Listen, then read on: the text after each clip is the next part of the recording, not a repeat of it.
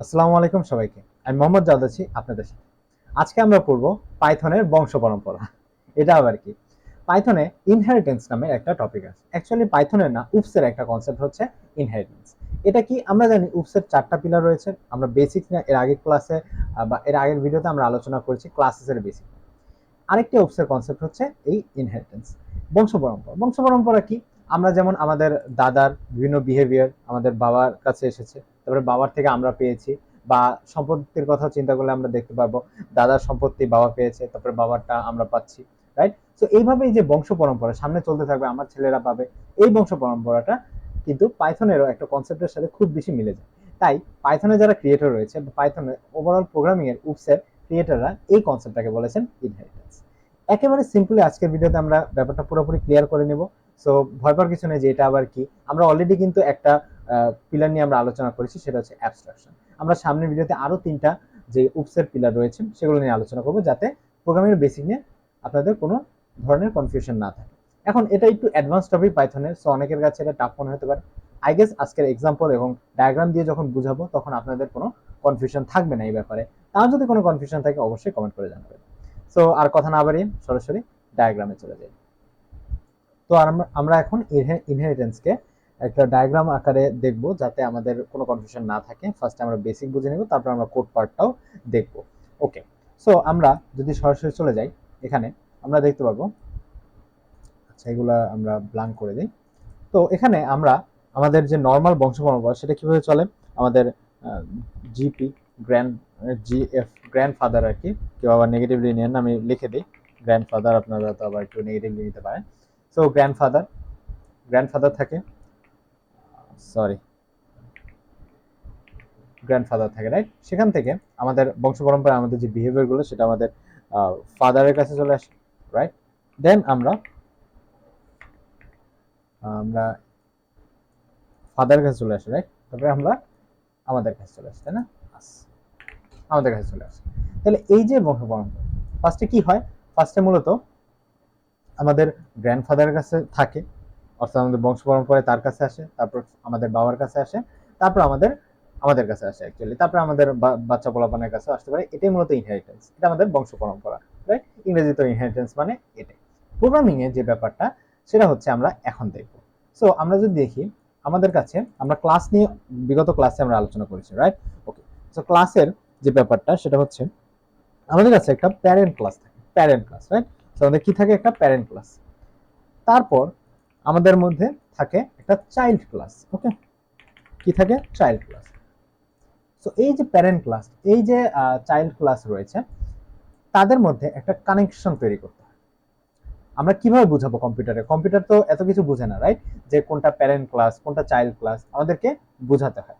So এখানে আমাদেরকে কম্পিউটারকে বোঝান লাগে বা প্রোগ্রামকে বোঝান লাগে যে দেখো, এটা হচ্ছে মূলত চাইল্ড ক্লাস, এটা হচ্ছে প্যারেন্ট ক্লাস, এটা হচ্ছে চাইল্ড ক্লাস। তো এইভাবে মূলত একটা কানেকশন তৈরি করতে হয়। কি করতে হয়? একটা কানেকশন তৈরি করতে হয়। তাহলে এই যে এভাবে কানেক্ট করে দিতে হয় যে দেখো, এটা হচ্ছে প্যারেন্ট ক্লাস, এটা হচ্ছে চাইল্ড ক্লাস, এবং এদের মধ্যে এটা হচ্ছে কানেকশন। তখন প্রোগ্রাম বুঝতে পারে আচ্ছা এটা হচ্ছে প্যারেন্ট ক্লাস, এটা হচ্ছে চাইল্ড ক্লাস। এই যে কানেকশনটা, এটা মনে রাখবেন, এটা কিন্তু সামনে কাজে লাগবে। আচ্ছা, এই কানেক্ট করার মাধ্যমে আমার সুবিধা কি, বা এই ইনহেরিটেন্স যেই আমাদের কনসেপ্টটা, এটা কাজে লাগানোর মধ্যে আমাদের কোডে কি পরিবর্তন আসবে?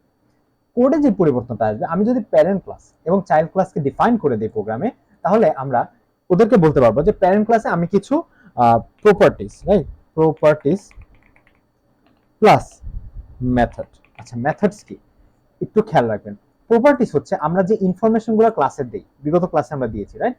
এবং মেথডস হচ্ছে তেমন কিছুই না, ফাংশন। একটা ক্লাসের মধ্যে আমি যখন কোনো ফাংশন ডিফাইন করি, সেটাই হচ্ছে একটা মেথড। যেমন আমরা বিগত ক্লাসে একটা কনস্ট্রাক্টর নামের একটা ফাংশন কিন্তু ডিফাইন করেছিলাম, সেটাই হচ্ছে একটা মেথড, সেটা হচ্ছে কনস্ট্রাক্টর মেথড। এবং আরো অনেক টাইপের মেথড আমরা চাইলে একটা ক্লাসে ডিফাইন করতে পারি। যখনই কোনো ফাংশন একটা ক্লাসের মধ্যে ডিফাইন হয়, সেটাকে মেথডস বলা হয়। ওকে, আমরা প্যারেন্টস ক্লাসে কিছু প্রপার্টিজ এবং মেথড দিই। এখন সেটা আমাদের চাইল্ড নামের যে ক্লাসটা রয়েছে বা চাইল্ড ক্লাসে আমাদের এটা লাগতে পারে, কিন্তু এটা আমাদের আলাদাভাবে আর ডিফাইন করা লাগবে না।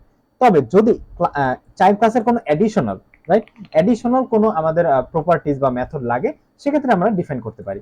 বাট আমরা যখন প্যারেন্ট ক্লাসে কোনো প্রপার্টিজ কোনো মেথড দিয়ে দিব, তখন সেটা আর আমাদের কি চাইল্ড ক্লাসে ডিফাইন করা লাগবে না। চাইল্ড ক্লাস ডিফাইন না করেও আমরা চাইল্ড ক্লাসে কিন্তু ইউজ করতে পারবো। এর ইউজ কেসটা এক্সাম্পল সহ আমরা এখনই দেখবো, যেটা আপনাদের পুরোপুরি ক্লিয়ার হয়ে যাবে। এখনো অন্তত ভালোভাবে ক্লিয়ার হয়নি আমি জানি, বাট আমরা পুরোপুরি এক্সাম্পল সহকারে রিয়েল লাইফ এক্সাম্পল দিয়ে আমরা বুঝে নেব। ওকে, সো আমরা বুঝে গেলাম। এখন আমরা কোডে চলে আসি। তাহলে আমরা আজকে যেটা করবো সেটা হচ্ছে ইনহেরিটেন্স। ইনহেরিটেন্স, ওকে। কথা বলা এবং লেখা একসাথে একটু টাফ হয়ে যায়, আপনারা বুঝে নেবেন। সো আই গেস আপনাদের কাছে খুব ক্লিয়ারলি ভিজিবল রয়েছে এই প্রোগ্রামটা। ওকে, সো আমরা শুরু করি। তো আমাদের কি করতে হবে, ফার্স্ট একটা প্যারেন্ট ক্লাস লিখতে হবে, রাইট? সো আমরা লিখি। এখানে ব্যাপারটা কিরকম হবে, আমরা জানি ক্লাস লেখার একটা আমাদের সিনট্যাক্স রয়েছে আলাদা, এটা আমরা বিগত ক্লাসে আলোচনা করেছি। সো ক্লাস আমরা প্যারেন্ট, নর্মালি আপনি যে কোনো নাম দিতে পারেন, ডোন্ট ওয়ারি অ্যাবাউট ইট। তবে ক্লাসের নাম নর্মালি শুরু হয় ক্যাপিটাল লেটার দিয়ে, আমরা লিখি প্যারেন্ট। ওকে, তো এভাবে দিয়ে আমাদের ইন্টারহেড করতে হয়। ইন্টারহেড করার পর এখানে হয় মূলত কি প্যারেন্ট ক্লাস। তো আমরা পাস দিয়ে দিই। পাস বলতে আমরা পাস করে দিচ্ছি কোনো প্রপার্টি মেথড আমরা ডিফাইন করতে চাচ্ছি না। আপনি যদি এই পাস কিওয়ার্ডটা না দেন তাহলে সমস্যা হচ্ছে এই ক্লাসটার মধ্যে কিছু থাকবে না, জাস্ট ফাঁকা একটা বক্স থাকবে।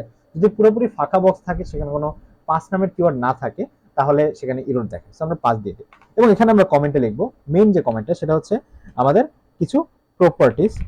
প্রপার্টিস মানে কি? প্রপার্টিস মানে তেমন কিছু না, এটা জাস্ট কিছু ইনফরমেশন দেওয়া। আমরা বিগত ক্লাসে কিন্তু ক্লাসে দেখেছি আমরা বিভিন্ন ধরনের ইনফরমেশন দিয়েছি, আমরা নাম দিয়েছি, কোন ক্লাসে পড়ে সেগুলো দিয়েছি।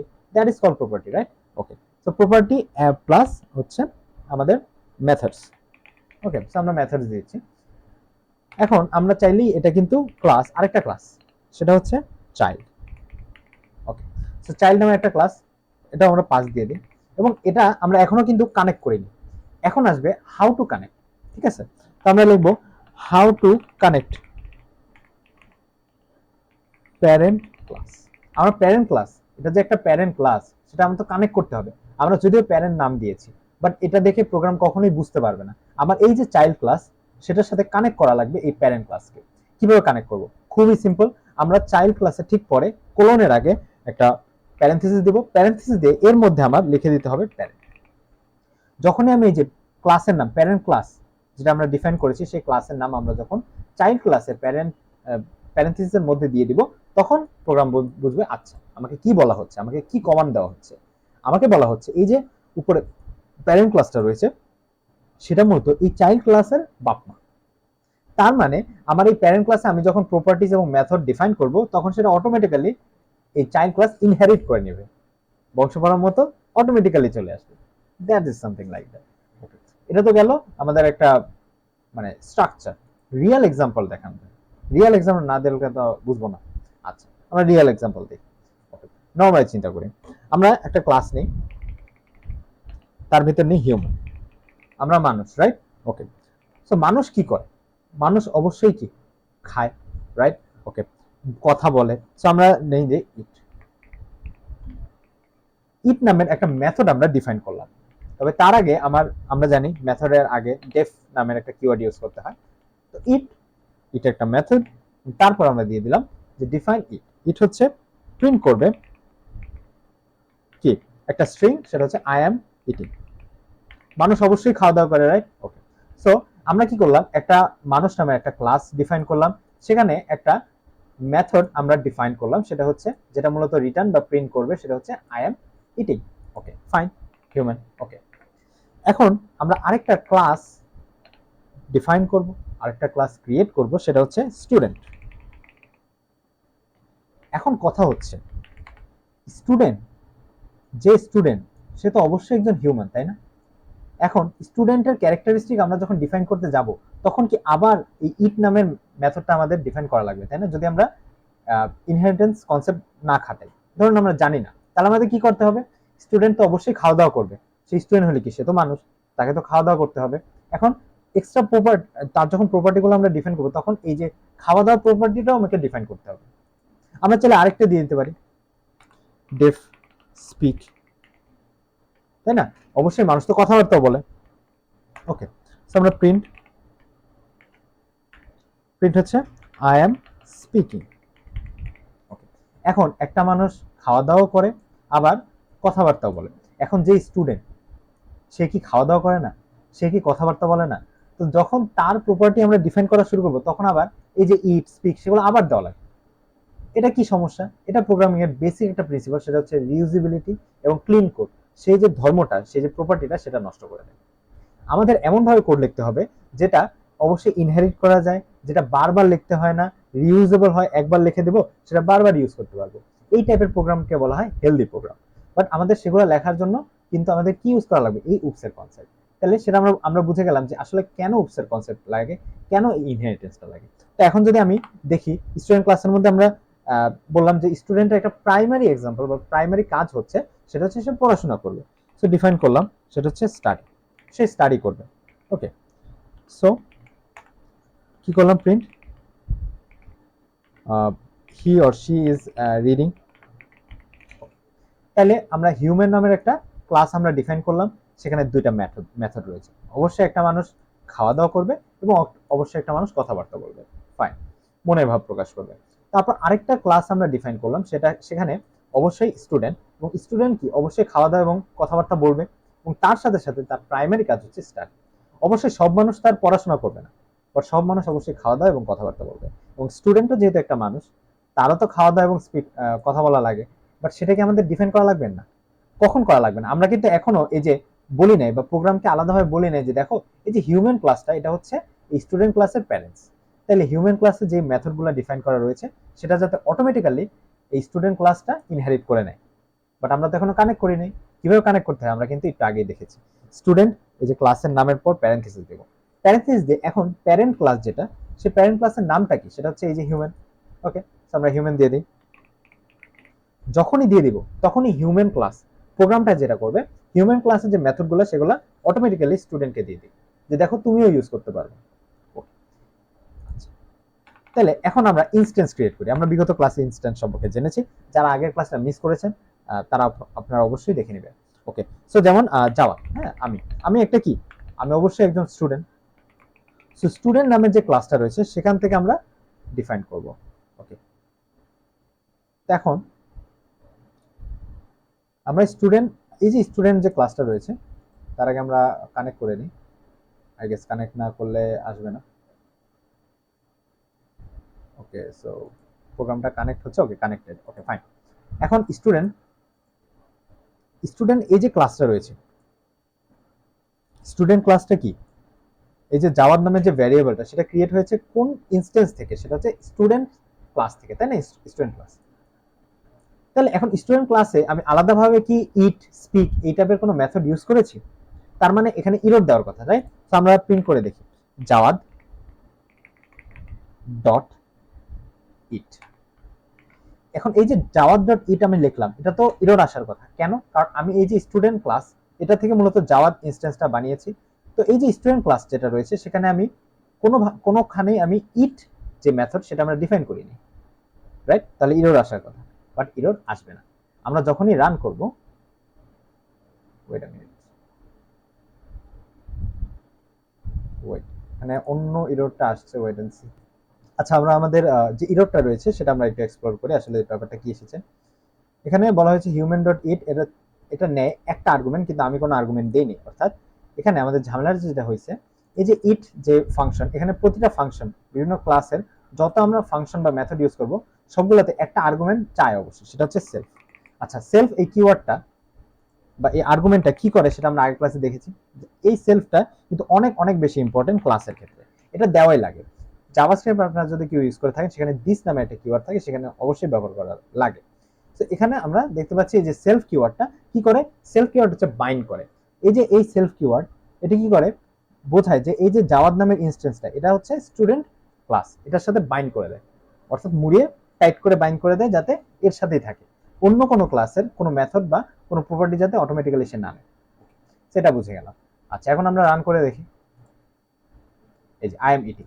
বাট এটা তো আসার কথা না, কারণ আমি এই যে জাওয়াদ ইনস্ট্যান্স, এটা তো স্টুডেন্ট ক্লাস থেকে এনেছি, তো নর্মালি এটা তো হওয়ার কথা না, কারণ স্টুডেন্ট ক্লাসে ইট নামের কোনো ফাংশন অ্যাডই করা হয়নি।